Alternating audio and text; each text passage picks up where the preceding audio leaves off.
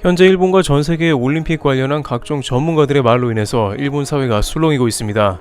또한 전 세계의 주요 언론들도 이전과는 달리 본격적으로 도쿄올림픽의 취소 가능성을 다루고 있습니다. 일본의 히토시 오시타니 박사는 AP통신과의 인터뷰에서 도쿄올림픽에 관한 말을 털어놓았는데요. 그는 일본 정부와 관련 조직에서는 도쿄올림픽을 강행하려고 취소나 연기를 부정하고 있지만 7월에 올림픽을 개최하는 것은 어려워 보인다는 청천벽력과 같은 발언을 하는 모습입니다. 일본의 전문가인 시게루 오미도 금주 세미나에서 도쿄올림픽을 확신하기 어렵다고 말했습니다. 웬만하면 자국의 올림픽에 대해 긍정적 전망을 내놓는 일본의 전문가들조차 회의적이라는 것이죠. 미국의 미네소타 최고 권위과학자인 마이클 오스터홀름 교수도 도쿄올림픽을 부정적으로 보고 있는데요.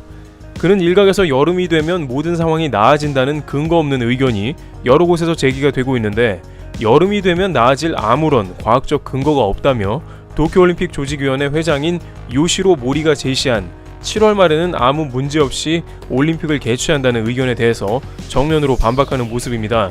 그는 단순히 여름이 되면 나아진다는 것은 희망적인 사고에 불과하다고 전하면서 현재 아무런 데이터도 없기 때문에 더워진다고 해서 상황이 나아진다는 근거는 없다고 잘라 말했습니다. 올림픽을 오래 연구하며 미국 축구 대표팀이었던 줄스 보이코프는 올림픽이 별 문제없이 열릴 것이라는 낙관론은 곧 사라질 것이라며 아베 총리가 이것으로 큰 위기를 겪을 수 있다는 의견도 제시합니다. 그러나 도쿄올림픽 조직위원회와 아베 내각이 이렇게 사활을 걸고 올림픽을 개최하려고 하는 이유가 나왔는데요. 유엔의 민간 항공기구인 ICAO는 일본이 올림픽 기간에 관광 수익을 이미 1조 5천억 원 정도 잃는다고 추산했습니다. 그러나 이러한 막대한 비용 회수 문제는 정부뿐 아니라 민간에도 방대하게 걸려있다고 보도되고 있습니다.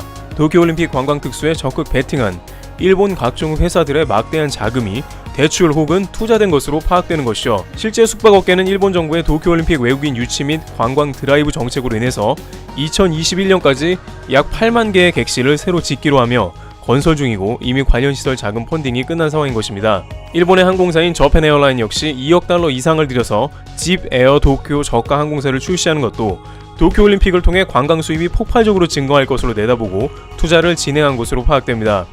도쿄 인근의 라이드 쉐어링 업체 역시 올림픽에 베팅을 했고 CEO 다카하라 코이치로는 올림픽이 취소되면 사업에 엄청난 영향을 끼치게 된다며 크게 긴장하는 모습을 보입니다.